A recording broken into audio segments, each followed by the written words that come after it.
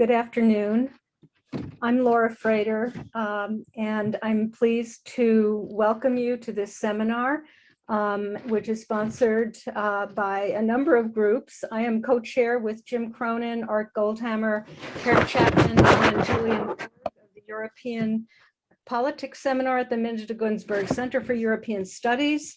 We are very pleased to welcome you to this event, which is co-sponsored by the Jews in Modern Europe seminar, along with the Center for Jewish Studies at Harvard and the Israel Studies Support Fund here at the Center for European Studies.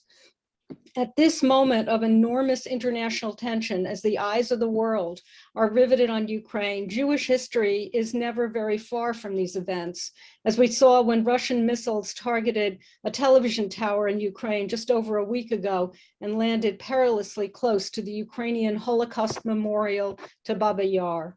And of course, one cannot forget the Soviet Union's purge of Jews in the early 1950s, just as the state of Israel was getting its footing, and the Soviet Union's subsequent persecution of Jews for decades thereafter.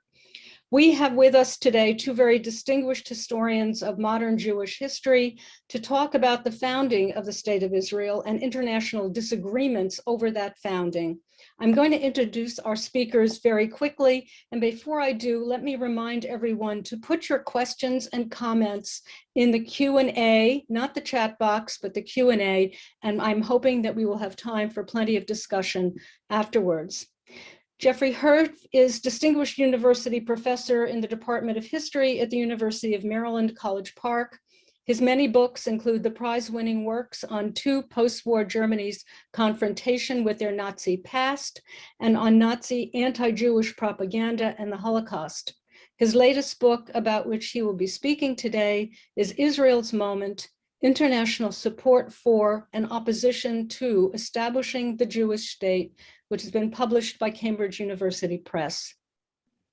Derek Pensler, our discussant, is William Lee Frost Professor of Jewish History at Harvard. He is author of numerous books on modern Jewish history, including Shylock's Children, Economics and Jewish Identity in Modern Europe, and a recent biography of Theodor Herzl, founder of modern Zionism. At the Center for European Studies, he is chair of the Jews in Modern Europe seminar. So, Jeffrey, I will turn things over to you. Thank you, Laura. Thank you, Professor Frater, very much. Thank you, Professor Pensler. Thank you to the Center for European Studies, where I had so many wonderful years in the ancient history of the 1980s, and how I wish we could all be together and have some of this ferment in person. But let's get down to the business at hand.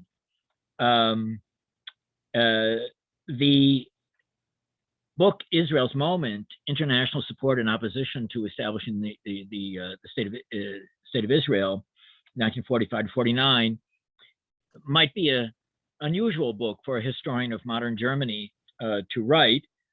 So just very briefly, I want to say that this book follows from the four previous books that I've published since 1997.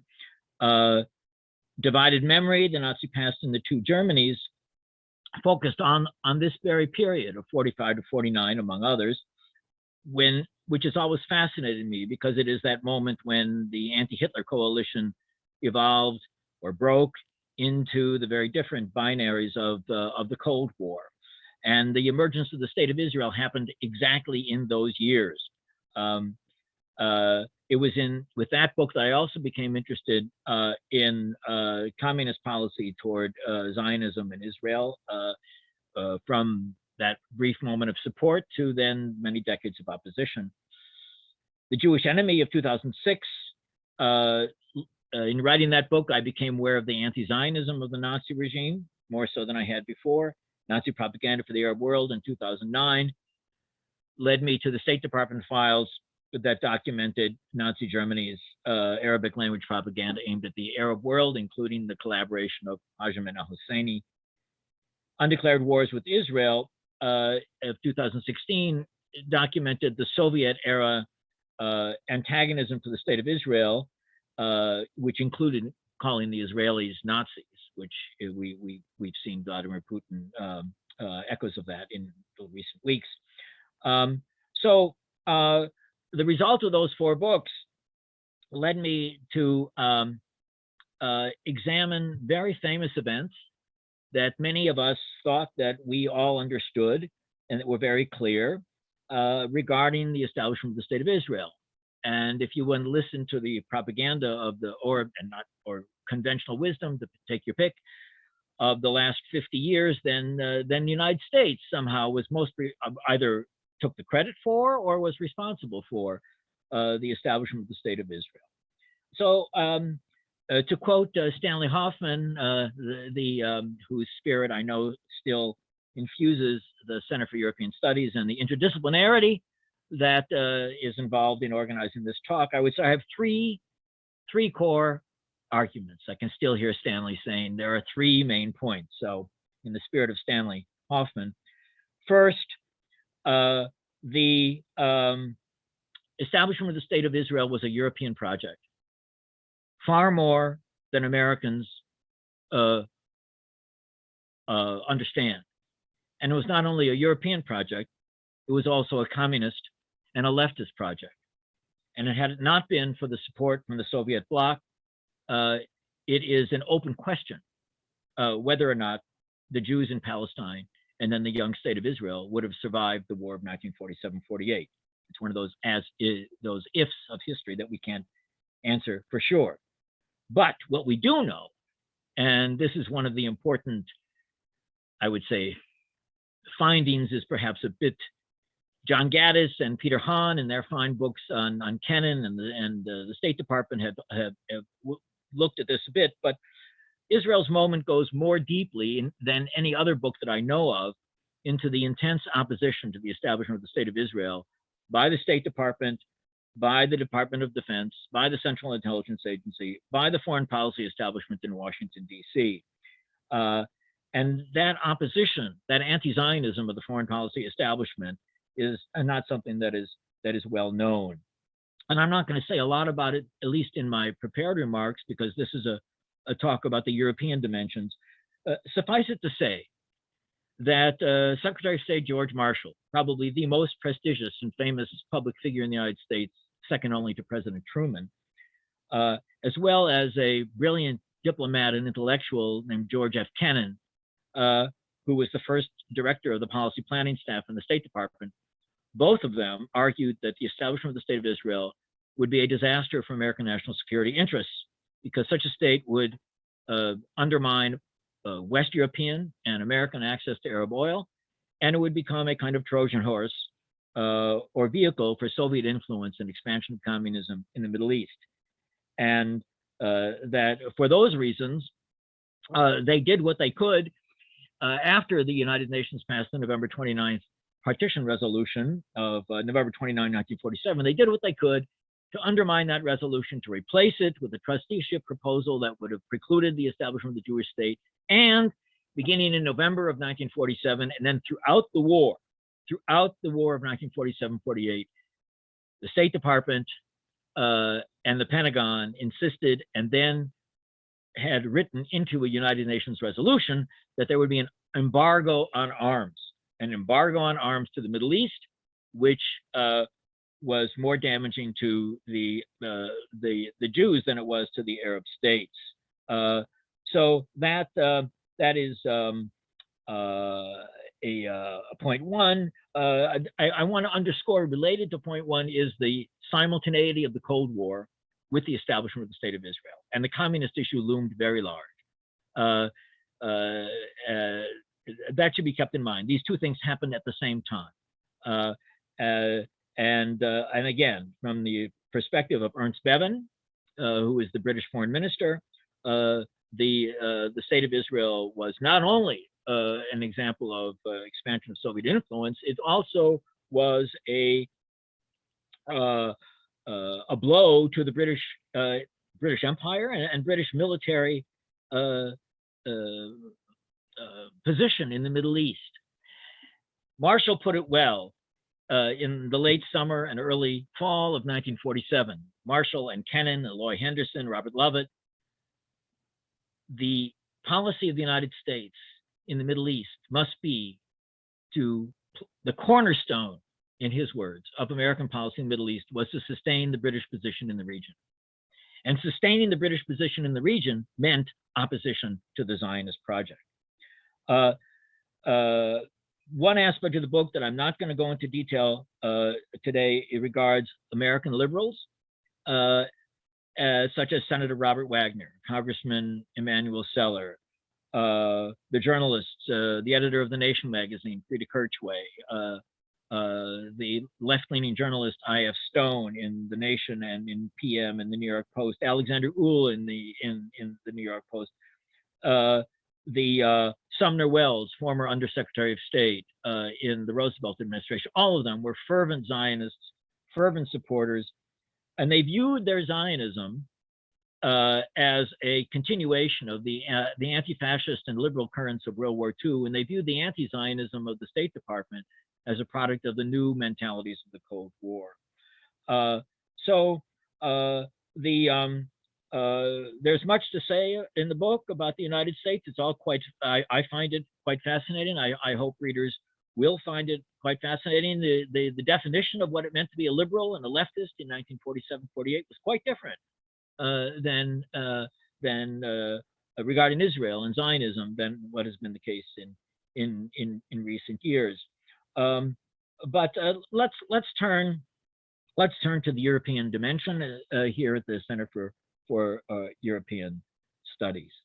I mentioned the Foreign Minister of Britain, Ernst Bevin, and Bevin was the most emphatic opponent in the foreign policy establishment, the Anglo-American foreign policy establishment, most emphatic opponent of the State of Israel. William Roger Lewis, those of you who read his important works know that he discusses Bevin's opposition very, very well. Bevin was so furious about the Zionists. After all, Britain, after a while, was at war with them. That his own difficulties with Jews, as well as his strategic concerns, came to the fore.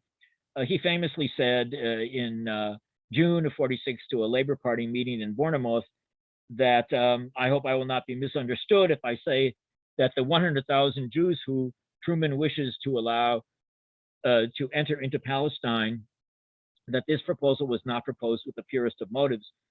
The Americans who proposed this did not want too many Jews in New York. And the New York Post on June 12th of 1946 then had a headline: Bevin rejects Palestine reports, lays agitation in U.S. to fear of too many Jews in New York. So there was an element of that, but Britain was, and I'll say a few more words about British intelligence reports in a moment. Britain's opposition was emphatic. Richard Crossman and Harold Lasky were political figures in Britain who criticized Bevin, but the role of the Attlee-Bevin government in this era of anti-colonialism associated with leaving India and whatever was anything but anti-colonial regarding the Zionist issue. France plays an important part in this book because France played an important role, a much more important role than much of the historiography of the establishment of the State of Israel implies. Before the pandemic, I had the great good fortune of working in the archives of the French National Archives in Pierrefitte, which are fantastic. After the pandemic, anybody there's a wonderful place to work, and the Foreign Ministry archives in La Cornue, in a different suburb of Paris. And in Pierrefitte are the files of the Ministry of the Interior. Very important, fascinating story. The Ministry of Interior was in the post-war, after the war in the Fourth Republic, had ministers Adrien Texier, Edward Depreux, and Jules Moch, and the Ministry of the Interior, under their direction, had close relations and sympathetic relations with the Mossad al-Yabet, the and Jewish organizations in France that were assisting Jewish emigration to Palestine. And the Ministry of the Interior played a very important role in assisting, giving visas to Jews who were coming from Eastern and Central Europe or from the displaced persons camps in Germany and Austria, and then facilitating their departure from ships leaving from Marseille. Most of all, Marseille plays a very important role in the book. It plays a very important role in the history. The British were furious about this. And the British Foreign Ministry was in touch with the French Foreign Ministry, the Quai d'Orsay, and they were both very angry with Dutroux and Mock. Jules Mock was the Minister of Transport, because everybody knew that there was nothing particularly clandestine about what was called clandestine immigration. The Ministry of Interior knew exactly what was going on, and they were supporting. So and this caused lots of headaches for Georges Bidault, the Prime Minister, who was trying to sustain close relations with Britain in view of the Red Army in East Germany and Europe, and wanting to form that kind of an alliance. So, but that comes a bit later. In 1945-46, the drama is the drama of a man who I got to know, at least who I read about and worked on in the previous 4 books that I mentioned to you, 3 of them really, and that is Haj Amin al-Husseini, the Grand Mufti of Jerusalem, who was world famous already during World War II, not at all an obscure figure at all, for his Arabic language broadcasts to the Middle East. And in 2007, in the National Archives of the United States, I found the State Department's verbatim transcripts of his and others' radio addresses to the Middle East. Haj Amin al-Husseini is one of those collaborators with the Nazi regime who Tony Judt and Istvan Dayak and Jan Gross would criticized 10, 15 years ago as collaborators who benefited from the myth that everybody was brave in Europe. And Europe was full of anti-fascist, anti-Nazi resistors, and the collaboration is a bit embarrassing, especially as we're starting the Cold War, and we want to try to get everybody on board so that we can all contain the communists together.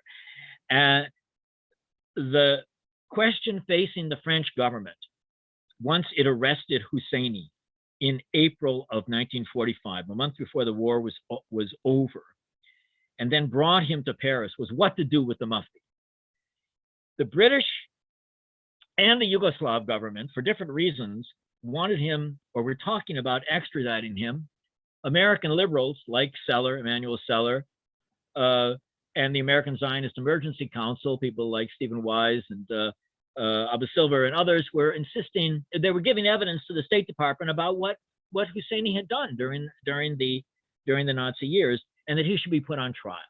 And it would be very good for the Middle East if he was put on trial, because then his Nazi collaboration would come to the fore. And Frieda Kirchwey, the editor of The Nation, made a particular point of this in a number of issues of The Nation. It's a very long story. It's a very fascinating story. Husseini met with Henri Ponceau, the French former ambassador to Lebanon and Syria, in the summer and fall of 1945.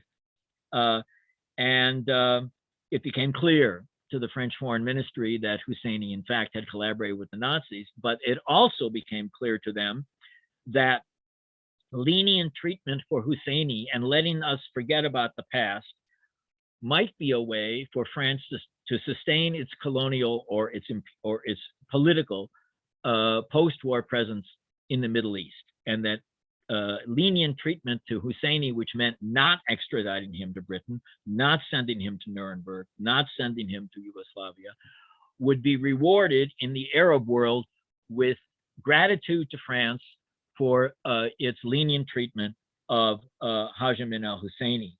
I'll just read one sentence from a memo in the French Foreign Ministry in response to these extradition demands. Though it is our legal obligation to do so, it is politically impossible to consent to such a delivery.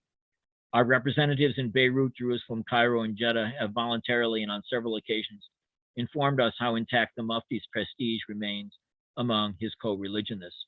So I repeat what I said a few moments ago, that the leniency for the Mufti should be understood as part of what Tony Judt long ago, and what I alluded to in Divided Memory, as a kind of short-term amnesia in post-war Europe in the early years of the Cold War, when people like Husseini or collaborators in Europe would there would be less discussion about what they actually did during the Nazi period, and more discussion about how they could be helpful now that the anti-Hitler coalition was shifting into that of containment of communism. When he escaped to Cairo after that, on October 11th of 1946, Husseini said to the French ambassador in Cairo of France, "I'm aware of the importance of the debt I owe you. Rest assured, my action in your favor will match the scale of my debt." So I found that remarkably. Those files are really fascinating. I hope readers will find them fascinating as well. The French Ministry of the Interior's role reaches most public attention during the famous episode of the Exodus, that of the movie, the novel, the bestseller. The French archives reveal the actual political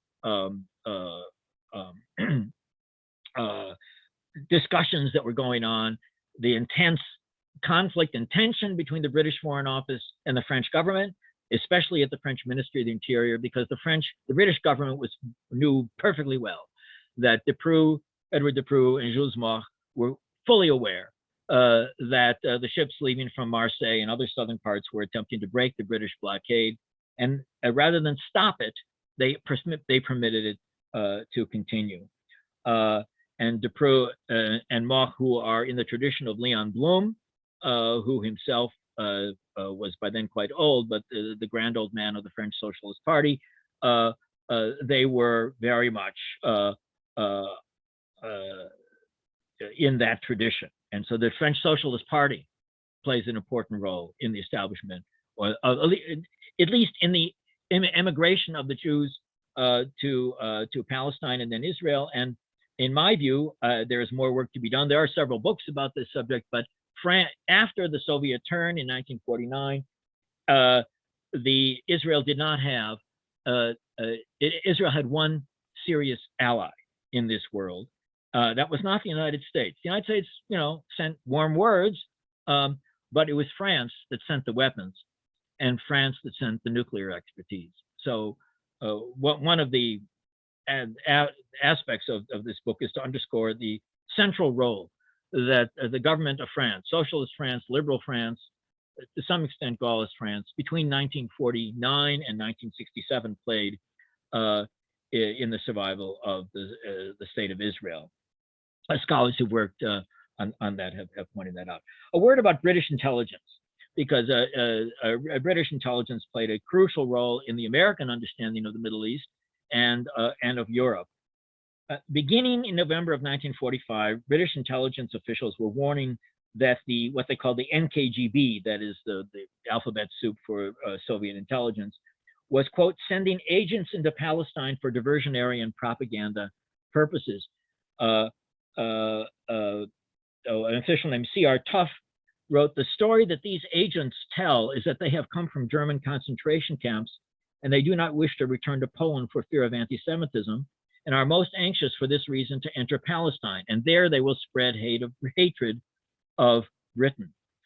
The files of the State Department and the ties between the State Department and the British government are very, very intense and close. They're filled with reports about the Jewish emigration from Europe to Palestine. Here's just a sentence from one of December 17th, 1947, British report on the movement of Jews in Romania, described a steady stream of Jews from the USSR during the past 2 years that included shipments of illegal immigrants to Palestine. On February 25th of 1948, the British Joint Intelligence Committee sent something called short-term intentions of the Soviet Union in Palestine to their American intelligence counterpart with the request that it was sent to the Joint Chiefs of Staff, and it is in the files of the Joint Chiefs of Staff here in the National Archives in Washington. And the guilty association of Zionism with communism turns up in that memo. It's a long and fascinating memo, just one sentence. The Russian policy in Palestine was aimed at preventing the creation of a Middle Eastern anti-Soviet bloc.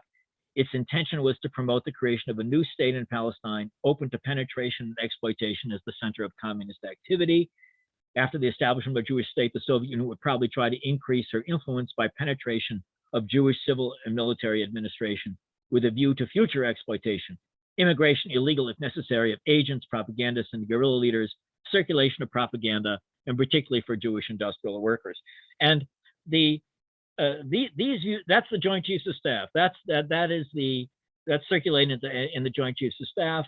That is now George Marshall and George Kennan are much more subtle, but nevertheless, at the top levels of the British government and the American government in 1947 and 1948, there is a consensus that the establishment of the Jewish state has close connections to the Soviet Union and to the spread of communism in the Middle East.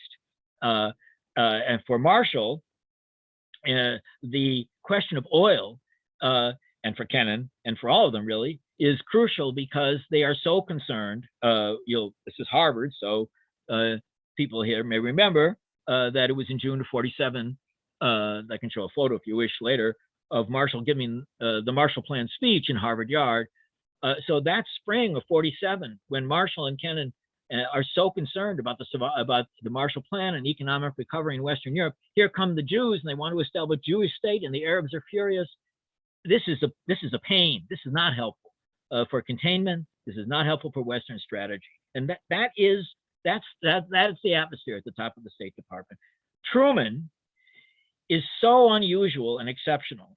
He is the only Cold Warrior of 1947-48 in a position of political power in France, Britain, or the United States. The only one who is emphatic about containing communism in the Soviet Union, who is also in support of the Zionist project. Now, he gets so fed up with the State Department that he takes Palestine-Israel policy out of the State Department back into the White House.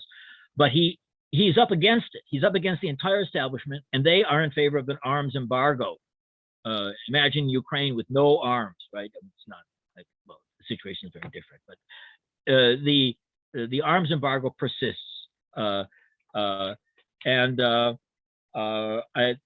think I have another 4 or 5 minutes here, so I want to Andrei Gromyko's diplomacy at the United Nations is famous. In May of 47, he announces the Soviet Union is in favor of a two-state solution, a partition plan for an Arab state and a Jewish state. And at that time, Warren Austin, the American ambassador, hedges and say, well, that's an interesting question. We'll appoint a committee. The United Nations Special Committee on Palestine, UNSCOP, and then we'll see what the committee says, right? It's not, oh, the United States is delighted about this partition plan. No, they're not delighted about it. Then the UNSCOP committee, with Richard Crossman as one of the members, in September, comes out in favor of the partition plan. And then Kennan and Loy Henderson and the others mobilize in the State Department the opposition. And I'm not going to talk about that. But what I do want to talk about at the end is the summer of 1948. Because in the summer of 1948, and here's where we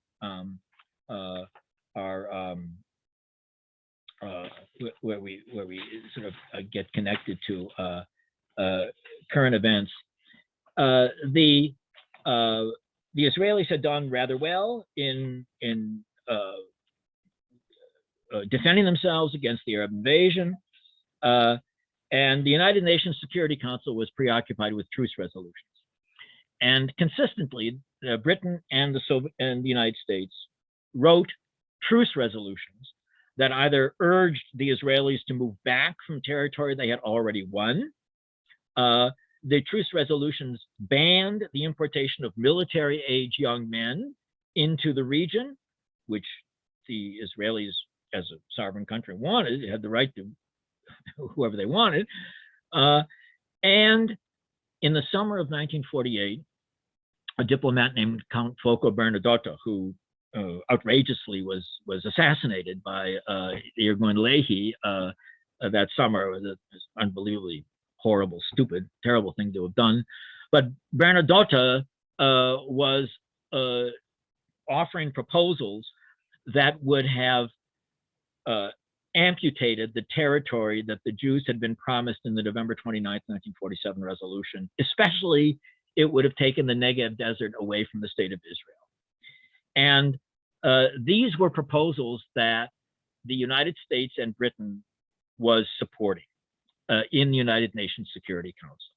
And that summer, the Security Council had intense debates about these resolutions. On the one hand, the British and the Americans, and on the other, Andrei Gromyko for the Soviet Union, and Abba Eban and Moshe Shertok speaking for Israel, and with recent events in mind, Vasyl Tarasenko.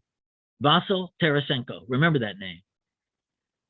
The representative of the Ukrainian SSR that was at that point on the Security Council.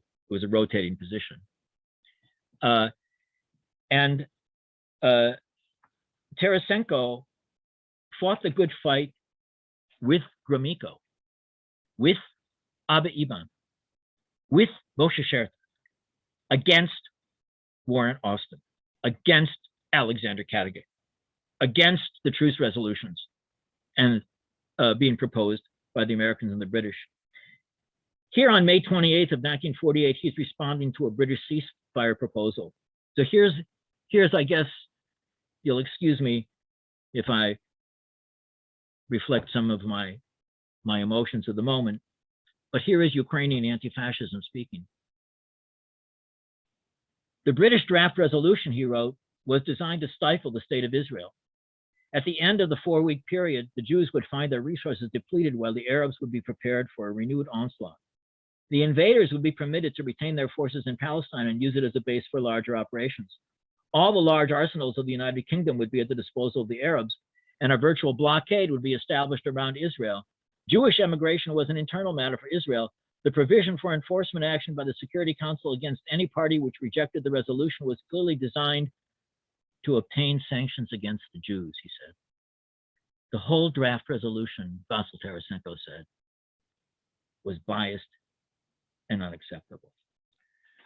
I don't have time, because I'm very interested in what Derek Pensler has to say, to talk about Czech arms, but the audience, many of the audience already knows that it was the Stalinist government of Czechoslovakia following the coup of 1948, which was the one government in the world, the one government, not individuals or, that was sending weapons to the state of Israel. And David Ben-Gurion, in subsequent interviews, insisted that the weapons from Czechoslovakia were important. And I'll close with this little anecdote. There was one diplomat who became close to President Truman named James Mcdonald. And he was a dissenting voice in the State Department in his support of the Zionist project. In May of '49, he spoke with David Ben-Gurion and Moshe Sherett, who had changed he Hebraicized his name from Shertok to Sherett, the foreign minister. And I don't have time to go into the full context of the conversation, but Ben-Gurion was responding to an American mild threat that if the Israelis didn't change their policy on territory and refugees, there would be a agonizing reappraisal of American relations with Israel. And Ben-Gurion was not a man of many words, but he was a man of, he was eloquent in his bluntness. And he said to McDonald in response, had the Jews waited on help from the United States and the United Nations in 1947 and 48, they would have been exterminated. I think Ben-Gurion went on to say other things, but the point that I wanted to make here was that for Ben-Gurion and Sherrod and the Zionist leadership of 1947-48, they, of course, were deeply grateful for Harry Truman's recognition decision. And they expressed that gratitude fully. But they also understood that the European dimension of support for the Zionist project was crucial. And in his first speech to the United Nations, Sherrod said, Israel's foreign policy will be to establish peaceful and good relations with both the United States and the Soviet Union. Now, tragically, of course, Stalin's own anti-Semitism came to the fore, and the Soviet Union's subsequent 4 decades hostility of Israel is familiar to all of you. And part of that hostility was to suppress the history that I and other historians, many other historians, have written about the era of Soviet Zionism. There was a brief period when the passions of anti-fascism had not yet been displaced by those of global containment and anti-communism. And I hope that these are the realities of those years, and they're not well enough known. And so I hope that the book will make some contribution to recognizing those realities. Thank you. Thank you very much, Jeff. We will turn now to Derek Pensler for some comments. Oh, can you hear me now? Yes. Yeah. Oh, but you can't see me. Just a second. And now you can see me and hear me, right? Yeah. Yeah. Okay. All right. All right. So, so Jeff's book, which is a very significant piece of research, and definitely worth everyone should read it. It throws a lot of new light on the support displayed in post-1945 Europe and America for the creation of a Jewish state, which he locates in 3 sources. Liberals and social democrats in Western Europe and in the United States expressed compassion for Jews in the wake of the Holocaust and respect for the accomplishments to date of the Jewish national home, and sympathy with a state that appeared to embody simultaneously the values of American frontier democracy and European moderate socialism. That in and of itself is interesting, because the values of American frontier democracy and European social democracy are actually quite different. But Israel was very good at presenting itself to different audiences in slightly different ways. Second, the Soviet Union saw in support for Israel a means to weaken Britain's position in the Middle East and to honor, or at least pay lip service, to the right of Jews to national self-determination in their ancient homeland. Third, the new communist regimes in Poland, Ukraine, and Czechoslovakia expressed genuine sympathies for Jewish national rights and were not responding to Soviet pressure alone. The common thread uniting these 3 sources of support for Israel is what Jeff calls memory of the Holocaust, a memory that the foreign ministries and intelligence services of the Western powers did not share. In Jeff's account, the United States State Department and CIA and their European equivalents did everything in their power to prevent the passage of the partition resolution in the United Nations in November 1947, and in the months that followed, to replace partition with the United Nations trusteeship or some other scenario more to the liking of the states of the Arab League. As Jeff acknowledges, this subject has been well documented, but his book makes important and original contributions. No previous work has documented the depth and the tenacity of the United States foreign policy establishment's opposition to the creation of a Jewish state. The establishment's persistent identification of Zionism, Jewish displaced persons, and immigrants to Palestine with hardcore communism is the book's most startling and important revelation. Conversely, no work has so thoroughly analyzed the support for Israel that came from America's liberal newspapers and journals of opinion.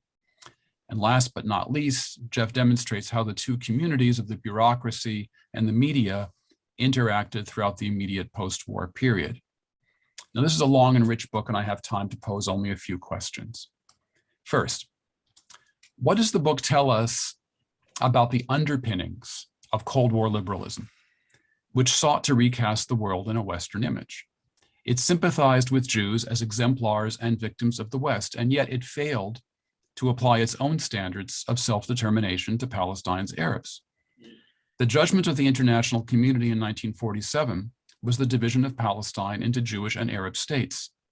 But the European and American social democrats and liberals who so enthusiastically supported Zionism appeared to have little interest in the rights and desires of Palestinians. I.F. Stone, one of the heroes in the book, for his passionate support for Zionism in 1945 through 1948, illustrates my point.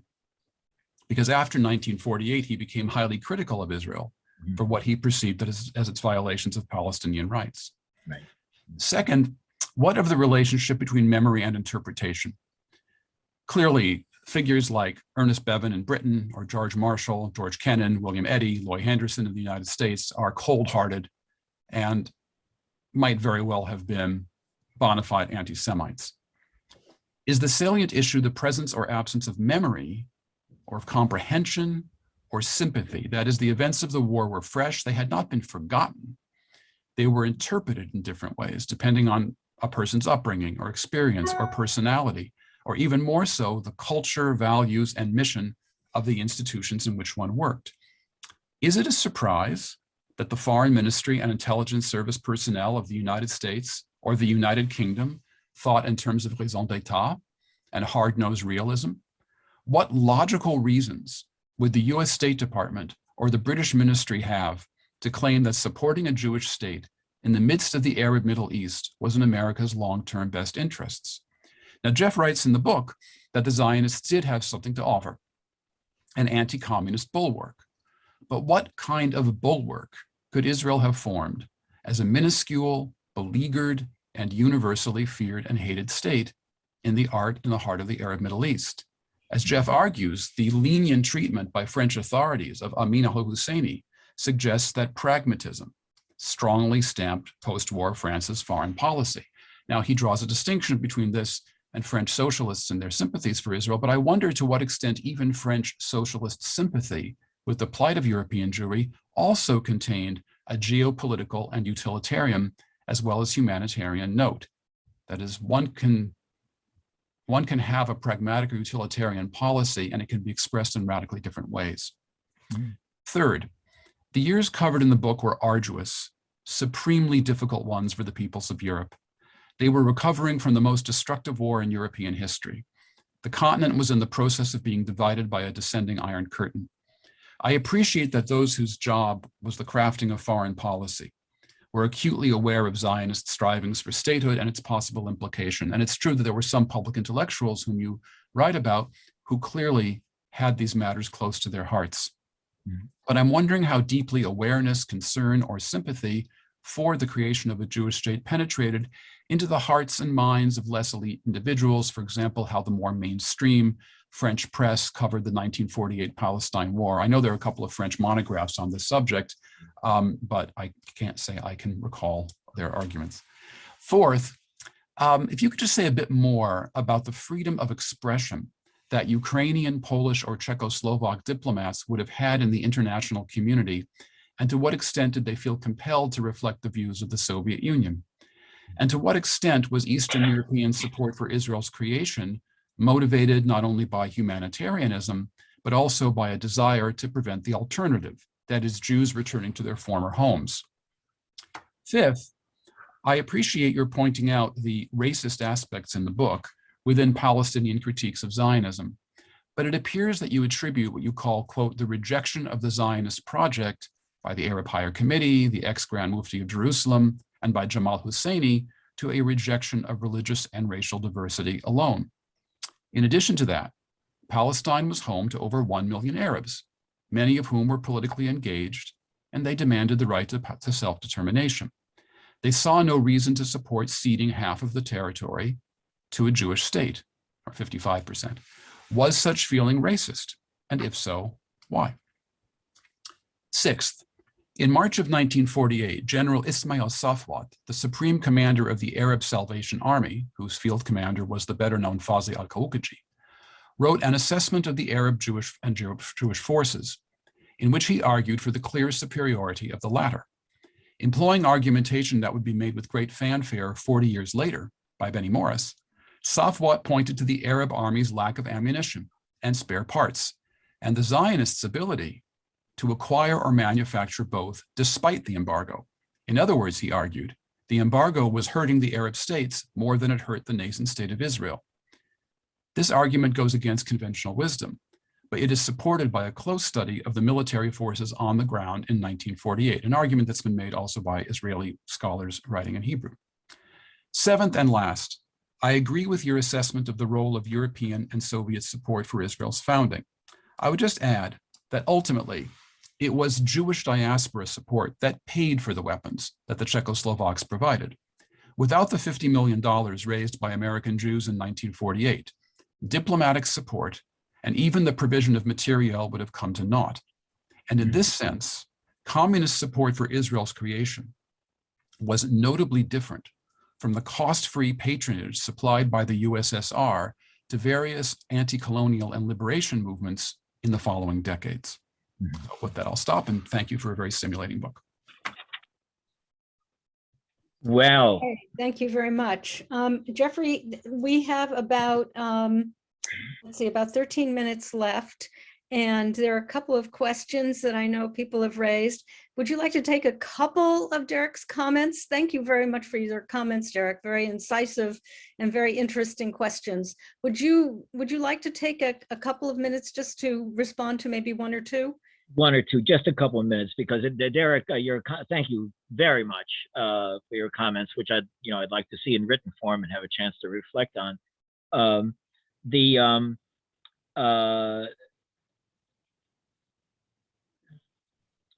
I think that the fact that Haj Amin al-Husseini was not indicted was a very important political factor in the subsequent history of the Middle East, and that other leadership could have come to the fore among the Palestinians that would have, I hope, agreed to a compromise regarding the partition plan. No, not all of the opposition, obviously, among the Palestinians to the Zionist project was motivated by racism. But the opposition that came from the Arab Higher Committee, and that is my argument, was. And I think that one of the great accomplishments of Palestinian nationalist figures in the last 70 years has been to obscure the extent to which some of the key leaders of 1947-48 were in fact motivated by racism and anti-Semitism. But I agree with you, of course, that there was other opposition that was not motivated by that at all, by that sentiment at all. And I think just two more points. The Zionists, they showed some interest in the rights of Palestinians, but when they looked at the leadership and the people who they were dealing with, either in the Middle East or in New York at the United Nations, they were not sympathetic figures. And the question of the arms embargo, I know some of the scholarship on it, and I think the question is not completely resolved, but the fact that Israel was not a state before May of 1947, and that it was confronting other states that were, and therefore had airports and ports and the ability to receive weapons, was very important. And I would like to draw the attention of people who are listening to this webinar to Derek's own work on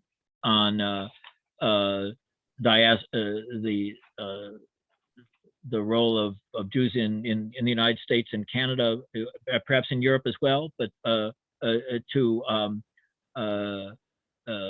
their mobilization and financial support. one last point about pragmatism and realpolitik. And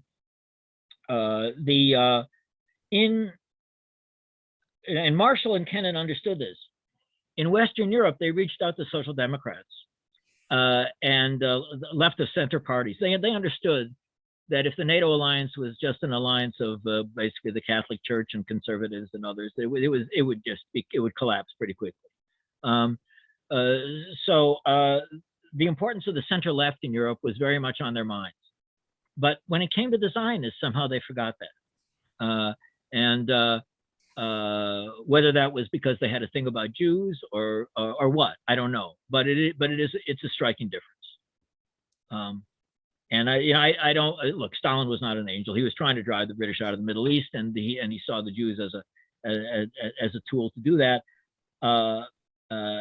Alfred Fedorkiewicz, the Polish ambassador at the United Nations, was a survivor of Auschwitz, and he said so on the floor of the in New York. And imagine that moment in 1947 when he's speaking to the other diplomats. I was there. I saw 1 million people murdered, etc. So, was Alfred Fedorkiewicz a clever Stalinist apparatchik who was advancing Soviet realpolitik in the Middle East, or was he someone who wore his heart on his sleeve and was trying to get everybody to start crying in New York? He was in Auschwitz. He was a human being, and he became the mayor of Prague afterwards, and then he became the director of the memorial at Auschwitz-Birkenau. So this is not simply an apparatchik.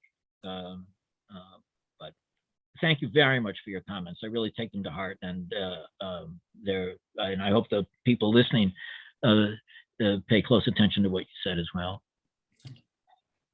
Thank you, Jeff. We have a couple of questions here.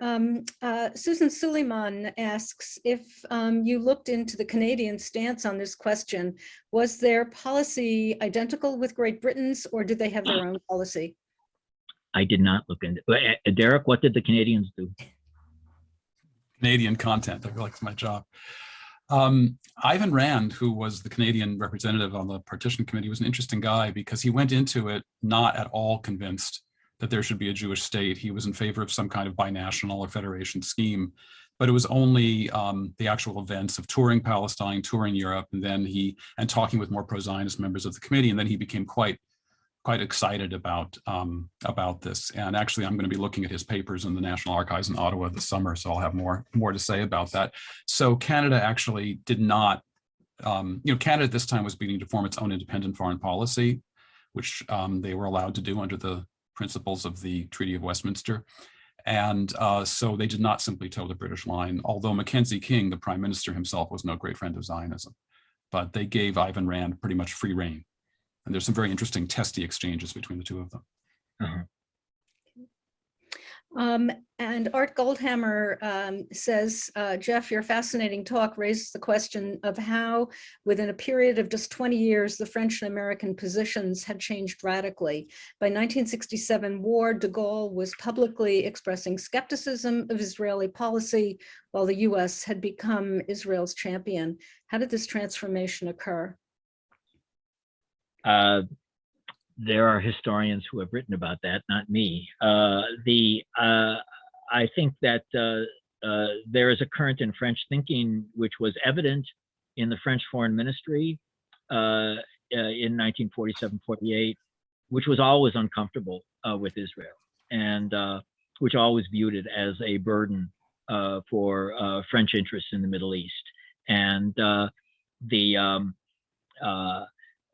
and de Gaulle made the calculation that French interests in North Africa and in the Middle East were being damaged by the fact that French Mirage jets had helped were crucial to Israel's victory in 1967. So de Gaulle, that current in French thinking, in French politics, was there in the late 40s as well. So it was not so much well, it just came to the fore, and then the left changed too. The support for the Zionist project in France had a lot to do with the French resistance.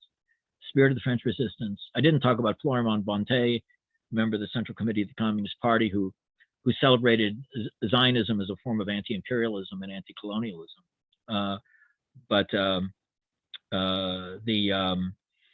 There is right at the moment, the names of the historians don't occur to me, but there is very good scholarship about the turn, de Gaulle's turn, and Arthur, you remember Raymond Aron's reply to de Gaulle, and it was yeah, I would just leave it at that. Rather than trying to explain that, what I want to draw attention to is how important Israel had no other significant military economic power that was willing to give it weapons from 1949 to 1967. The State Department was succeeded in preventing the United States. I mean, John F. Kennedy and Lyndon Johnson, there was some arms, but it wasn't because the United States that Israel was able to survive before up to 1967. It was France, that's not well enough known. It's not well enough known, in my view. Okay, and we have time for one more question. James Cronin wants to know, in a sentence, what caused Stalin to change his attitude towards Israel and Jews? Was it his own anti-Semitism or a product of the Cold War? Stalin didn't change his attitudes towards Jews. I think he didn't, ever since he went after Trotsky, he was not happy with Jews. But look, it was a bet. It was not difficult to support the Zionists in 47, 48. Maybe, who knows? Maybe the Zionists would turn out to be very, very sympathetic to the Soviet Union. And then in the first elections in 1949, I forget the exact percentages, but the Israeli Communist Party, I think, got less than 5% of the vote. And so it became apparent to Stalin that the Zionists were more similar to the Social Democrats he despised in Western Europe, and his not at all expensive bet on the Zionist project in 47, 48 didn't turn out as he wished. So then the purges began in late 49 after and 40 years of antagonism ensued, which in a way Soviet antagonism fit a little bit more easily with Marxism-Leninism. You just felt this kind of fit, and let me put it this way: 1941, 1945 for the Soviet Union was really exceptional in regard to its relationship to the West. And the state of Israel, the establishment of the state of Israel, should be seen as a product of the persistence of the mentalities of the period of the Second World War. This gets back to Derek's question about pragmatism and emotion in Fedorkevich and Tarasenko and Gromyko and others. I mean, there was this tradition of Soviet foreign policy from Maxim Litvinov and Ivan Maisky, that of the Popular Front and then the anti-Hitler coalition, and they're in that tradition that wanted, we'll fight the capitalists, we'll have the political battle, but we'll have relations with them, and there are things worse than capitalism. It's called Nazism, right? So they were there, right? And but Stalin, but that was an exception in the history of the Soviet Union from 1917 to 1989. And the return to antagonism was, in a way, a return to normality for the communists. And on that note, thank you very much, Jeffrey Herf, for a very stimulating seminar. I'm sure many of us will be very interested in reading the book after this teaser. And thank you very much, Derek, for your incisive comments. Thank you to our audience for your attention and questions. And I also want to thank our tech wizards at the Center for European Studies, Michael Berrio and Kyle Madsen, and also Carrie Rosenblum of the CES for making this event possible. Thanks to all, and good evening, everyone. And thank you very much.